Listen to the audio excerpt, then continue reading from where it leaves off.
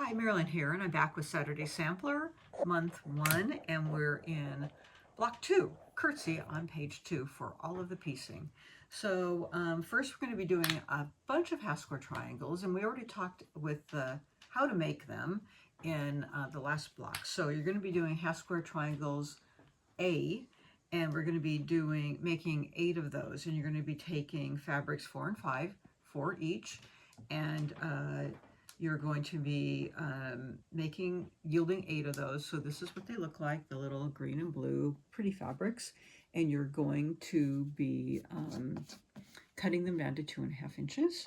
And that's what they look like for the corner blocks. And then you're also going to be doing half square triangle B, and that's fabrics 2 and 8. 2 of those, and you'll be yielding 4 of those, and those are for the pinwheels in the middle. So first we'll talk about the corner squares. This is the setup for these. And you can always check out to make sure that it's correct, because this is the block right here. So those are the corner pieces there. So you have the pink here for the center, the greens facing in, and then the fabric 2 on the outside. So when you're piecing these, you're going to want to be pressing these to the plain square. So I'd press to this way, and then piecing those together. So you'll have 4 of those for the outside corner block. And then this is the pinwheel. So set up your pinwheel, you just have 1 of those, and then you can press to either side and then piece the pinwheel together. So that's pretty straightforward, and of course that goes right in the middle here. And then lastly, you're going to be making this 3-part unit. So the first thing that you do is you're going to be taking your 2 triangle pieces and setting them up like this, and then your large triangle here. So you have your light one set up just like the picture. So I always have the picture setting in front of me, and this is your piecing. You're going to piece this to this, and you'll have 4 of those. And then I pressed to the dark, and you'll lay this out. And then this piece is going to be piece to the larger triangle, and you'll notice that they are not the same size, and it doesn't matter, because once we're done, we're going to be cutting this down to 4.5 inches. So the important part is just matching up that long raw edge. Okay, and the points don't even really match up either. Just match up the bottom.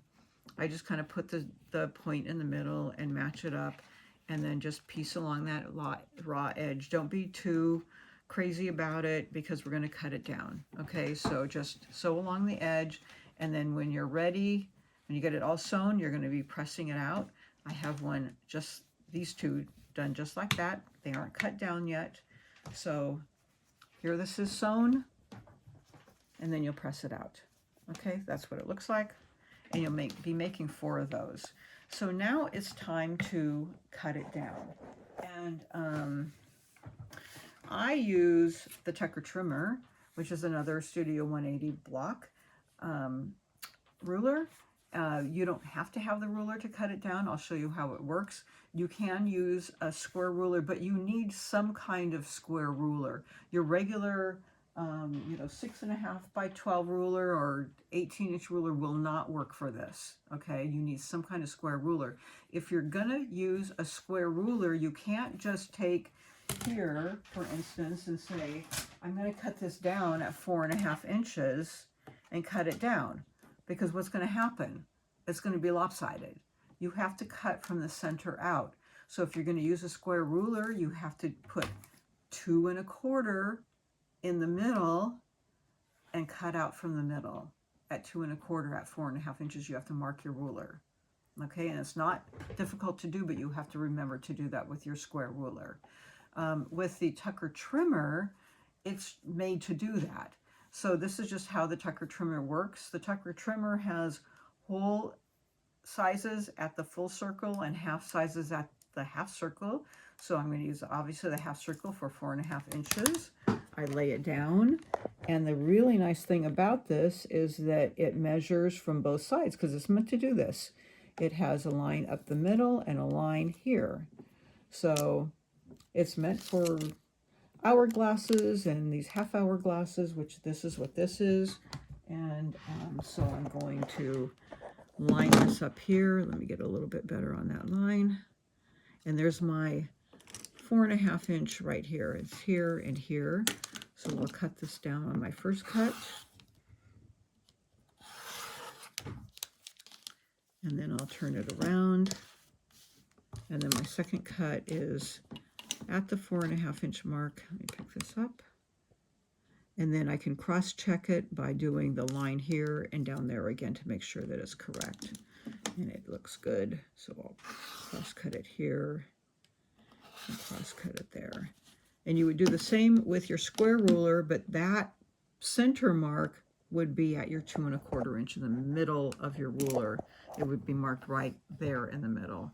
And you can take like a Sharpie, like in a different color, and mark it there, and then it will come off with fingernail polish remover or something once you are done with it, or you can put a piece of tape there or something.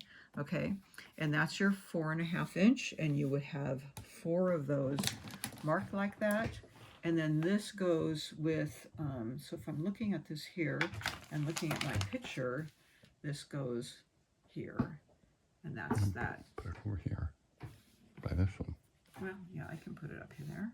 Okay, so that would go right there. And those go all the way around. And then there's your block. And what's really nice about this, besides it was very, very, this was not marked down, but that would go right there, all the way around. And what's really lovely about this is that there's no position pinning. It's really, really easy to put together. When you would sew these, this shows it blown out. So I would sew, you know, these tops together, then here, and then here, okay? And then you can elect which way you want to press it. So you could press it like out, in, and out, or in, out, in, whichever way you want to go. It basically becomes a pieced 9-patch block, okay? And then once again, it should finish 12.5 inch square.